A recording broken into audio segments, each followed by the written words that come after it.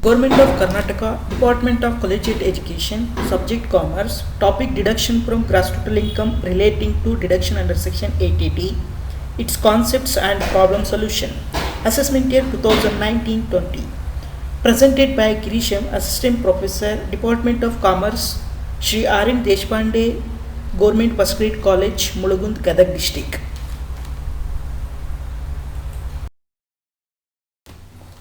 Deduction under Section 80D, contribution to medical insurance premium on medical treatment. Example, health insurance or medical insurance policy.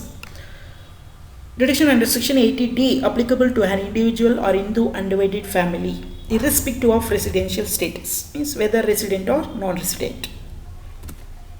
Applicable to contribution to medical insurance premium on preventive health checkup or contribution to central government health scheme CGHS or any scheme notified by the central government on the health of the assessee. Is family here dependent children, spouse or husband, parents, mother and father, or any members of the Hindu undivided family.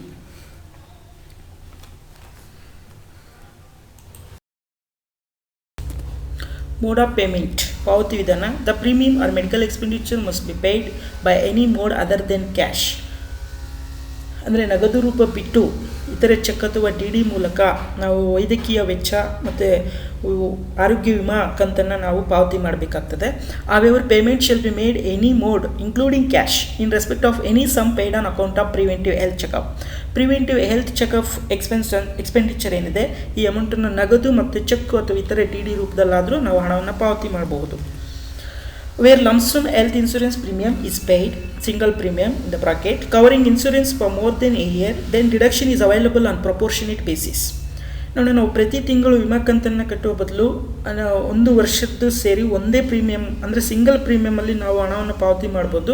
ಅಂದರೆ 1 ವರ್ಷದ್ದು 2 ವರ್ಷದ್ದು ಎಷ್ಟು ವರ್ಷದ್ದು ಬೇಕಾದ್ರೂ single ಪ್ರೀಮಿಯಮಲ್ಲಾದರೂ ಹಣ ಪಾವತಿ ಮಾಡ್ಬೋದು. ಇಂಥ ಸಂದರ್ಭದಲ್ಲಿ ಡಿಡಕ್ಷನ್ ಈಸ್ ಅವೈಲಬಲ್, ಅಂದರೆ ಡಿಡಕ್ಷನಿಗೆ ಬರುತ್ತೆ. ಯಾವ ಬೇಸಿಸಲ್ಲಿ ಅಂದರೆ ಪ್ರಪೋರ್ಷನೇಟ್ ಬೇಸಿಸಲ್ಲಿ ಡಿಡಕ್ಷನಲ್ಲಿ ಬರುತ್ತೆ. For claiming higher deduction of ₹50,000, payer need not be a senior citizen but person insured must be a senior citizen. ಇಲ್ಲಿ ನೋಡಿ, individual below 60 years, above 60 years ಅಂತ ಬರುತ್ತೆ. ಎಬೋ 60 years ಅಂದರೆ ಸೀನಿಯರ್ ಸಿಟಿಜನ್ ಬರ್ತಾರೆ. ಸೀನಿಯರ್ ಸಿಟಿಜನ್ಗೆ amount of rupees claiming higher deduction amount of ₹50,000 ಇರುತ್ತೆ. ಇಲ್ಲಿ payer need not be a senior citizen ಅಂದರೆ ಪ್ರೀಮಿಯಂ ಹಣ ಕಂತು ಪಾವತಿ ಮಾಡೋ ವ್ಯಕ್ತಿ ಬೇರೆ ಮತ್ತು ನಾವು ಬೇರೆ ಹೆಸರಲ್ಲಿ ನಾವು ಪಾಲಿಸಿಯನ್ನು ಮಾಡಿಸಿರ್ತೇವೆ. ಇಲ್ಲಿ ಯಾರ ಹೆಸರಲ್ಲಿ ಪಾಲಿಸಿಯನ್ನು ಮಾಡಿಸಿರ್ತೀವಿ ಅವರು ಸೀನಿಯರ್ ಸಿಟಿಜನ್ ಆಗಿರಬೇಕಾಗ್ತದೆ. ಬಟ್ ಪ್ರೀಮಿಯಂ ಪೇ ಮಾಡ್ತಕ್ಕಂಥ ಪೇರ್ ಯಾರಿದ್ದಾರೆ ಆ ವ್ಯಕ್ತಿ ಸೀನಿಯರ್ ಸಿಟಿಜನ್ ಆಗೋ ಅವಶ್ಯಕತೆ ಇಲ್ಲ.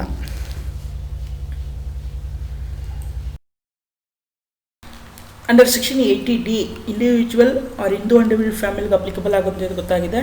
ಮತ್ತು contribution to medical insurance premium, preventive health checkup and contribution to central government health scheme or any central government notified ಸ್ಕೀಮ್ಸ್ಗೆ ನಾವು ಕಾಂಟ್ರಿಬ್ಯೂಷನ್ ಮಾಡಿದ್ರೆ ನಮಗೆ ಅಪ್ಲಿಕಬಲ್ ಆಗುತ್ತೆ ಅಂಡರ್ ಸೆಕ್ಷನ್ 80D ಅನ್ನೋದು ನಮಗೆ ಗೊತ್ತಾಗಿದೆ. ಈಗ ಒಂದು ಕೇಸ್ ವೈಸ್ ನಾನು ಡಿವೈಡ್ ಮಾಡ್ತಾ ಹೋಗ್ತೀನಿ. First case 1, assessee individual. ಇಲ್ಲಿ ಹಿಂದೂ ಅನ್ಡಿವೈಡೆಡ್ ಫ್ಯಾಮಿಲಿ ಇಲ್ಲ, ಅಸೆಸ್ಸಿ ಯಾರಾಗಿರ್ತಾರೆ ಇಂಡಿವಿಜುವಲ್ ಮಾತ್ರ ಅಪ್ಲಿಕಬಲ್ ಆಗುತ್ತೆ. Nature of payment of medical insurance premium or mediclaim premium, contribution to central government health scheme or any notified health schemes, preventive health checkup expenditure on behalf of himself or herself, spouse, dependent children. Quantum of deduction, lower of the following or whichever is less in case of age below 60 years. Point A, aggregate of premium paid. ನೋಡಿ, in case of nature of payment of medical insurance premium paid ಆಗಿದ್ರೆ premium paid, contribution to central government health scheme or preventive health checkup maximum up to ₹5,000. Point B, amount of ₹25,000 per annum. Point A, point B, whichever is less, that amount is a quantum of deduction amount. Lower of the following whichever is less in case of age above 60 years. ನೋಡಿ assessee ಆಗಿರ್ಬೋದು, spouse ಅಂದರೆ ತನ್ನ ಹೆಂಡತಿ ಆಗಿರ್ಬೋದು ಅಥವಾ ಗಂಡ ಆಗಿರ್ಬೋದು, dependent childrens ಯಾರಿದ್ದಾರೆ ಆ ಚಿಲ್ಡ್ರನ್ಸ್ ಎಬೋವ್ 60 ಇಯರ್ಸ್ ಅಂದರೆ ಸೀನಿಯರ್ ಸಿಟಿಜನ್ಸ್ ಆಗಿದ್ದರೆ, aggregate amount of premium paid or contribution to central government health scheme ಇವೆರಡು ಮಾತ್ರ ಬರುತ್ತೆ. Except preventive health checkup, preventive health checkup ಬರೋದಿಲ್ಲ. Point B amount of rupees 50,000 per annum, whichever is less. Case 1 assessee individual ಏನಿದೆ nature of payment of premium, contribution to central government health scheme and preventive health checkup. ಅಲ್ಲಿ expenditure on ಬಿಹಾಲ್ಫ್ of assessee means himself or self, spouse or dependent children ಆಗಿರುತ್ತೆ. ಇಲ್ಲಿ case 2 assessee ಯಾರಾಗಿರ್ತಾರೆ ಅಂದರೆ individual ಆಗಿರ್ತಾರೆ. ಇಲ್ಲಿ nature of payment ಏನಿರುತ್ತೆ ಅಂದರೆ ಇಲ್ಲಿ ಕೂಡ same payment of medical insurance premium. Case 1ಅಲ್ಲೂ ಕೂಡ nature of payment of medical insurance premium ಇರುತ್ತೆ. ಇಲ್ಲೂ ಕೂಡ payment of medical insurance premium applicable ಆಗುತ್ತೆ, ಆರ್ ಮೆಡಿಕ್ಲೈಮ್ ಪ್ರೀಮಿಯಮ್ ಅಂತ ಕರಿತೇವೆ. ಪ್ರಿವೆಂಟಿವ್ ಹೆಲ್ತ್ ಚೆಕ್ ಎಕ್ಸ್ಪೆಂಡಿಚರ್ ಬರುತ್ತೆ, ಬಟ್ ಇಲ್ಲಿ contribution to central government health scheme applicable ಆಗೋದಿಲ್ಲ.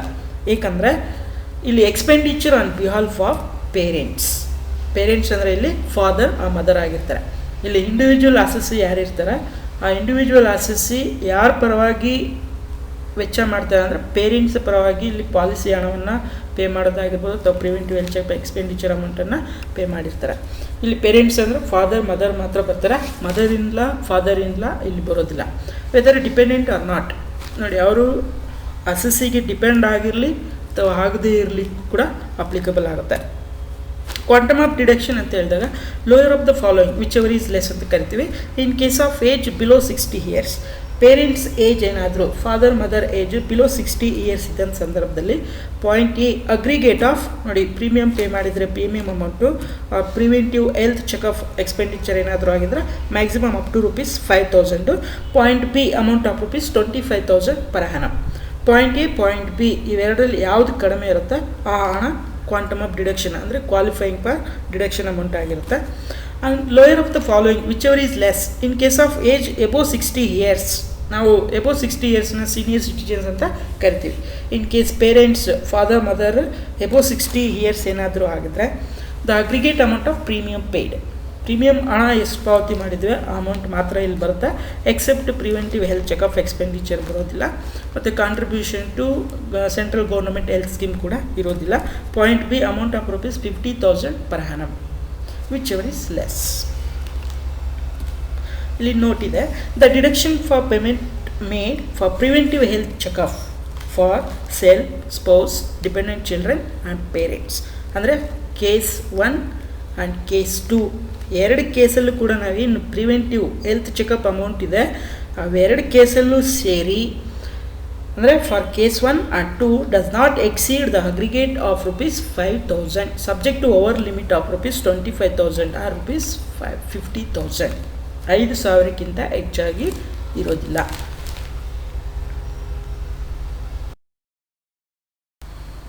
ಕೇಸ್ 1 ಕೇಸ್ 2 ನಾವು ತಿಳ್ಕೊಂಡ್ವಿ, ಅಸೆಸಿ ಇಂಡಿವಿಜುವಲ್ ಆಗಿರ್ತಾರೆ. ಈಗ case 3 assessee Hindu undivided family ಆಗಿರ್ತಾರೆ. ಇಲ್ಲಿ ನೇಚರ್ ಆಫ್ ಪೇಮೆಂಟ್ ಅಂತ ಬಂದಾಗ payment of medical insurance premium claim ಆಗಿರುತ್ತೆ. ಇಲ್ಲಿ ಪ್ರಿವೆಂಟಿವ್ ಹೆಲ್ತ್ ಚೆಕಪ್ ಮತ್ತು contribution to central government health scheme applicable ಆಗೋದಿಲ್ಲ. ಎಕ್ಸ್ಪೆಂಡಿಚರ್ ಆನ್ ಬಿಹಾಲ್ಫ್ of any member of the family. Quantum of deduction lower of the following whichever is less in the bracket in case of age below 60 years. Any members of the family age below 60 years ಆಗಿದ್ರೆ point A premium paid amount or amount of rupees 25,000 per annum. Point A B whichever is less, ಅವೆರಡರಲ್ಲಿ ಯಾವುದು ಕಡಿಮೆ ಇರುತ್ತೆ ಅದು qualifying amount for deduction. Lower of the following in the bracket whichever is less in case of age above 60 years in the bracket senior citizens. Point A premium paid or point B amount of rupees 50,000 per annum. Point A, point B whichever is less. Below 60 years ಆದರೆ 25,000 maximum ಆಗಿರುತ್ತೆ, above 60 years ಆದರೆ 50,000 maximum ಆಗಿರುತ್ತೆ.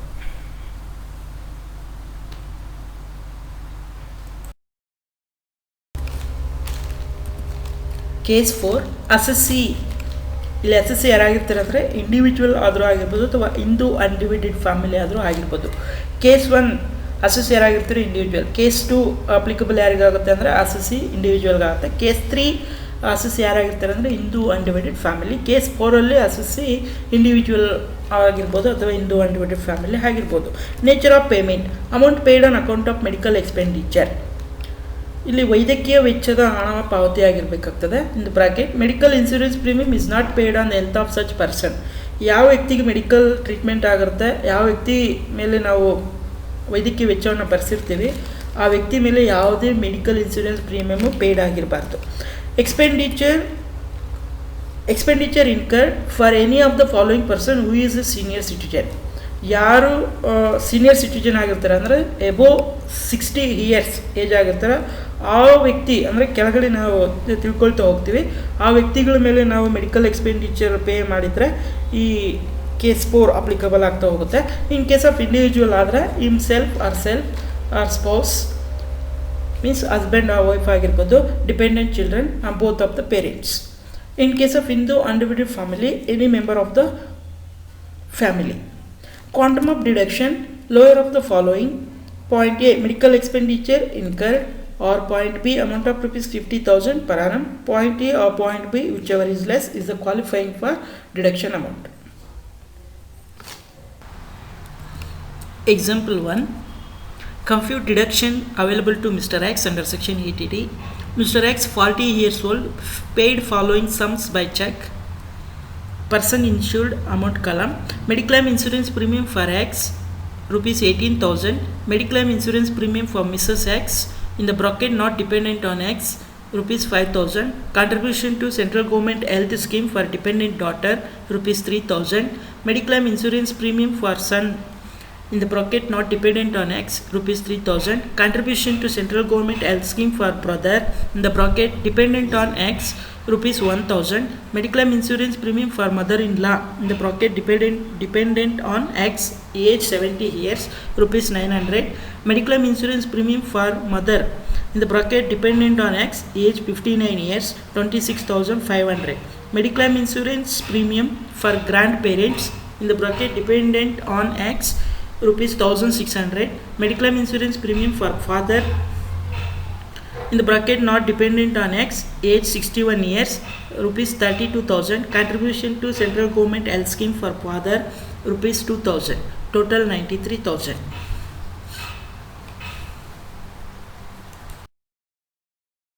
Solution: computation of deduction under section 80D available to Mr. X for the assessment year 2019-20.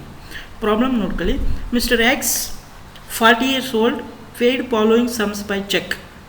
First one ಏನಿದೆ, person insured mediclaim insurance premium for X ಅಂದರೆ mister X himself. Mister X is a assessee himself. ಈಗ case 1 himself ಅಂತ ಬಂದಾಗ expenditure on ಬಿಹಾಲ್ಫ್ of himself or self ಅಂತ ಬರುತ್ತೆ. Case 1ಅಲ್ಲಿ ಬರುತ್ತೆ, ಇಂಡಿವಿಜುವಲ್ ಆಗಿರ್ತಾನೆ. ಮಿಸ್ಟರ್ ಎಕ್ಸ್ ಎಷ್ಟಿದೆ amount of rupees 18,000. Person notes amount column ಇರುತ್ತೆ.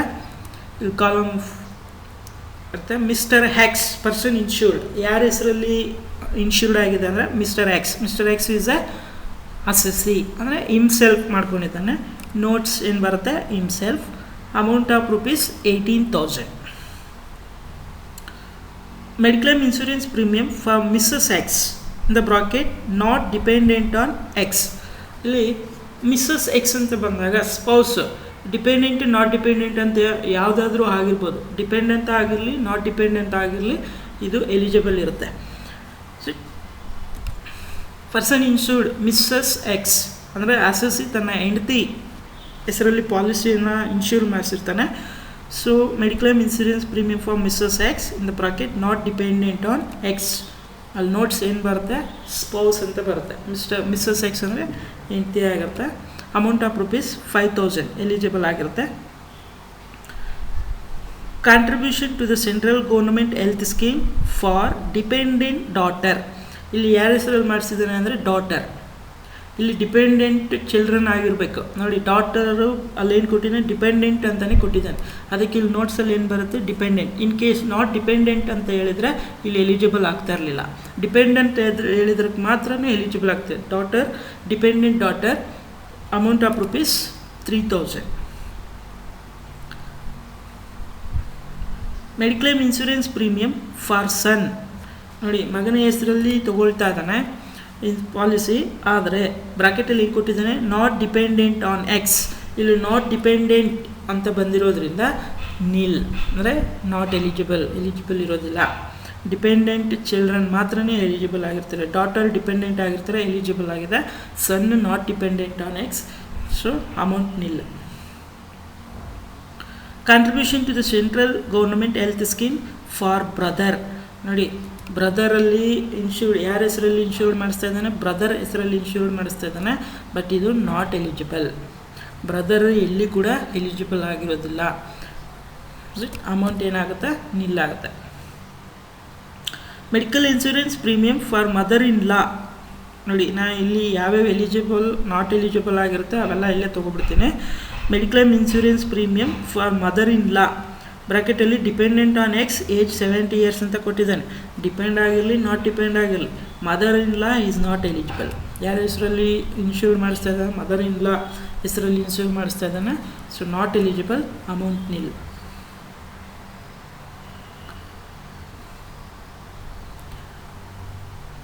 Mediclaim insurance premium for mother dependent on X, age 59 years ನೋಡಿ.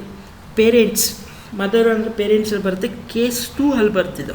ಈಗ ನಾನು ಕೇಸ್ 1 ಬರೋ ಮಾತ್ರ ನಾನು ಇಲ್ಲಿ ತೊಗೊಂಡಿದ್ದೀನಿ ನೋಡಿ. ಮಿಸ್ಟರ್ ಎಕ್ಸ್ ಹಿಮ್ಸೆಲ್ಫ್ ಕೇಸ್ 1 ಬರುತ್ತೆ. ಮಿಸ್ಸಸ್ ಎಕ್ಸ್ ಅಂದರೆ ಸ್ಪೌಸ್ ಕೇಸ್ 1 ಬರುತ್ತೆ. ಡಾಟರ್ ಚಿಲ್ಡ್ರನ್ ಅಂದರೆ ಕೇಸ್ 1 3000 ಬರುತ್ತೆ. ಸನ್ ಎಲಿಜಿಬಲ್ ಇಲ್ಲ, ಬ್ರದರ್ ಎಲಿಜಿಬಲ್ ಇಲ್ಲ, ಮದರ್ ಇನ್ ಲಾ ಎಲಿಜಿಬಲ್ ಇಲ್ಲ. ನಾಟ್ ಎಲಿಜಿಬಲ್ ಇಲ್ಲದೆ ಇರೋ ಮಾತ್ರ ನಾನು ತೊಗೊಳ್ತೀನಿ.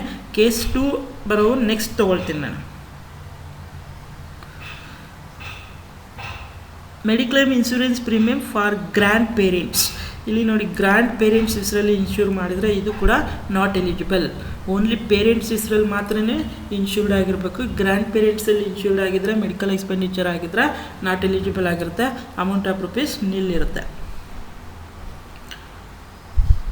Mediclaim insurance premium for father ಬ್ರಾಕೆಟಲ್ಲಿ not dependent on X, age 61 years ನೋಡಿ. ಫಾದರ್ ಹೆಸರಲ್ಲಿ ಮೆಡಿಕಲ್ ಇನ್ಶೂರೆನ್ಸ್ ಪ್ರೀಮಿಯಂ ಪೇ ಮಾಡಿದ್ರೆ ಇದು ಕೇಸ್ 2 ಅಲ್ಲಿ ಬರುತ್ತೆ.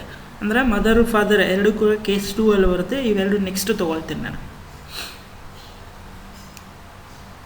Contribution to the central government health scheme for father ನೋಡಿ. Health scheme central government health scheme ಏನಿದೆ ಫಾದರ್ಗೆ ಅಂದರೆ ಪೇರೆಂಟ್ಸ್ ಹೆಸರಲ್ಲಿ central contribution to central government health scheme not eligible ಆಗಿರುತ್ತೆ. ಅಂದರೆ central government health scheme to father case 2 ಅಲ್ಲಿ ಬರುತ್ತೆ. ಅಂದರೆ ಅಲ್ಲಿ premium paid preventive health checkup ಮಾತ್ರ ಇರುತ್ತೆ. Contribution to central government health scheme ಪೇರೆಂಟ್ಸ್ಗೆ ಅಪ್ಲಿಕಬಲ್ ಆಗೋದಿಲ್ಲ, ನಾಟ್ ಎಲಿಜಿಬಲ್ ಅಂದರೆ ಅಮೌಂಟ್ ನಿಲ್ ಆಗಿರುತ್ತೆ. ಈಗ ಟೋಟಲ್ ಕ್ವಾಲಿಫೈಯಿಂಗ್ ಅಮೌಂಟ್ ಎಷ್ಟು ಅಂತ ನೋಡಿದ್ರೆ 26,000 ಬರುತ್ತೆ. ಅಂದರೆ ಕೇಸ್ 1 ಮಾತ್ರ ನಾವು ತೊಗೊಂಡಿದ್ದೀನಿ ಇಲ್ಲಿ 18,000 plus 5,000 plus 3,000 26,000. But qualifying amount 26,000 ಇದೆ. ಅಂದರೆ ಕೇಸ್ 1 ಬಿಲೋ 60 years ನಾವು ಅಸ್ಯೂಮ್ ಮಾಡಿದಾಗ ನೆಕ್ಸ್ಟ್ ಎಷ್ಟು ಮ್ಯಾಕ್ಸಿಮಮ್ ಅಮೌಂಟ್ ಅಂದರೆ ರುಪೀಸ್ 25,000 ಅಂದರೆ premium paid or amount of rupees 25,000 per annum. ಅಂದರೆ restricted to the maximum limit ಎಷ್ಟು ಅಂದರೆ 25,000. 26,000 ಇಲ್ಲಿ ಕ್ವಾಲಿಫೈ ಆಗಿರೋದಿಲ್ಲ, 25,000 ಮಾತ್ರ ಈಗ ಕ್ವಾಲಿಫೈ ತೊಗೊಳ್ತೇವೆ ಅಂದರೆ ಮ್ಯಾಕ್ಸಿಮಮ್ ಅಮೌಂಟ್ ಆಗಿರುತ್ತೆ. ಈಗ had additional deduction for parents ಅಲ್ಲಿ ಹಿಮ್ಸೆಲ್ಫು ಸ್ಪೌಸ್ ಹೆಸರಲ್ಲಿ ಮತ್ತು ಚಿಲ್ಡ್ರನ್ ಹೆಸರಲ್ಲಿ ತೊಗೊಂಡಿರ್ತಕ್ಕಂಥ ಕೇಸ್ 1 ಇಂಡಿವಿಜುವಲ್ಸಲ್ಲಿ ತೊಗೊಂಡಿರ್ತಕ್ಕಂಥ ಅಮೌಂಟ್ ನಾವು ಕ್ಯಾಲ್ಕುಲೇಷನ್ ಮಾಡಿದ್ವಿ. ಈಗ ಕೇಸ್ 2 ಅಂದರೆ ಪೇರೆಂಟ್ಸ್ ಹೆಸರಲ್ಲಿ ಏನಾದರೂ ಇನ್ಶೂರ್ಡ್ ಮಾಡಿಸಿದ್ರೆ ಎಲಿಜಿಬಲ್ ಆಗುತ್ತೆ. ನಾವು ಅದನ್ನು ಹ್ಯಾಡ್ ಮಾಡ್ತಾ ಹೋಗ್ತೀವಿ. ಇಲ್ಲಿ ಇದೆ ನೋಡಿ, Mediclaim insurance premium for mother dependent on X ನೋಡಿ. ಆ ಪೇರೆಂಟ್ಸು ಡಿಪೆಂಡ್ ಆಗಿರಲಿ ನಾಟ್ ಡಿಪೆಂಡ್ ಆಗಿರಲಿ ಎಲಿಜಿಬಲ್ ಆಗಿರ್ತಾರೆ. ಇಲ್ಲಿ ಮದರ್ ಹೆಸರಲ್ಲಿ ತೊಗೊಳ್ತಾ ಇದ್ದಾನೆ. ಇಲ್ಲಿ ನೋಟ್ಸಲ್ಲಿ ಡಿಪೆಂಡೆಂಟು ಏಜ್ 59 ಅಂದರೆ ಬಿಲೋ 60 ಇಯರ್ಸ್ ಅಂತ ಇದ್ದಾಗ ನಮಗೆ ಗೊತ್ತಿರುತ್ತೆ ಮ್ಯಾಕ್ಸಿಮಮ್ ಎಷ್ಟಿರುತ್ತೆ ಅಮೌಂಟ್ ಅಂದರೆ 25,000 ಬರುತ್ತೆ. ಬಟ್ ಇಲ್ಲಿ ಎಷ್ಟು ಮಾಡ್ತಾ ಇದ್ದಾನೆ, 26,500 ರೂಪಾಯಿ, 26,500 ರುಪೀಸ್ ಇನ್ಶೂರ್ಡ್ ಮಾಡಿಸ್ತಾ ಇದ್ದಾನೆ. ಬಟ್ ಇದರಲ್ಲಿ ರೆಸ್ಟ್ರಿಕ್ಟೆಡ್ ಕ್ವಾಲಿಫೈಯಿಂಗ್ ಅಮೌಂಟ್ ಎಷ್ಟು ಅಂದರೆ restricted to the maximum limit ಎಷ್ಟು ತೊಗೋಬೋದು, 25,000, ಯಾಕಂದರೆ ಬಿಲೋ 60 ಇಯರ್ಸ್.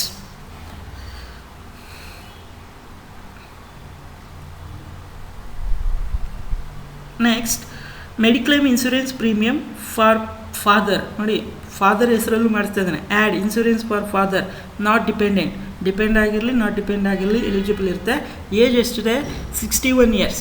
61 ಇಯರ್ಸ್ ಅಂದರೆ ಸೀನಿಯರ್ ಸಿಟಿಜನ್ ಆಗ್ತದೆ. ಸೀನಿಯರ್ ಸಿಟಿಜನ್ ಆದಾಗ ಮ್ಯಾಕ್ಸಿಮಮ್ ಎಷ್ಟಿರುತ್ತೆ ಅಮೌಂಟ್ ಆಫ್ ರುಪೀಸ್ 50,000ವರೆಗೂ ಅವಕಾಶ ಇರುತ್ತೆ. ಇಲ್ಲಿ ಎಷ್ಟು ಇನ್ಶೂರ್ಡ್ ಮಾಡಿದ್ದಾನೆ, ಅಮೌಂಟ್ ಆಫ್ ರುಪೀಸ್ 32,000. ಈಗ ಕೇಸ್ 2 ಅಲ್ಲಿ ಪೇರೆಂಟ್ಸ್ ಅಂದರೆ ಬೋತ್ ಮದರ್ ಆ್ಯಂಡ್ ಫಾದರ್ ಹೆಸರಲ್ಲಿ ಇನ್ಶೂರ್ಡ್ ಮಾಡಿರ್ತಕ್ಕಂಥ ಕ್ವಾಲಿಫೈಯಿಂಗ್ ಅಮೌಂಟ್ ಎಷ್ಟಿದೆ ಅಂದರೆ 57,000 ಇದೆ. ಆದರೆ ಇಲ್ಲಿ restricted to the maximum limit amount ಎಷ್ಟು ಅಂದರೆ 50,000. ಅಲ್ಲಿ ನಾವು 50,000 ಮಾತ್ರ ತೊಗೊಳ್ತೇವೆ. 25,000 plus 32,000 57,000 qualifying amount. But maximum amount restricted to the maximum limit ಎಷ್ಟು ಅಂದರೆ 50,000.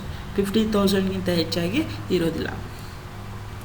ಅದಕ್ಕೆ total deduction under section 80D ಅಲ್ಲಿ ಎಷ್ಟು ಬರುತ್ತೆ ಅಂದರೆ ಇಲ್ಲಿ ನೋಡಿ 25,000 ಇದು ಕೇಸ್ 1ಅಲ್ಲಿ ಬಂದಿರ್ತಕ್ಕಂಥದ್ದು ಇಂಡಿವಿಜುವಲ್ ಅಸೆಸ್ ಇದು, ಮತ್ತು ಪೇರೆಂಟ್ಸ್ದು 50,000, total 25,000 plus 50,000 total 75,000. Thank you for taking the time to watch my presentation. Thank you.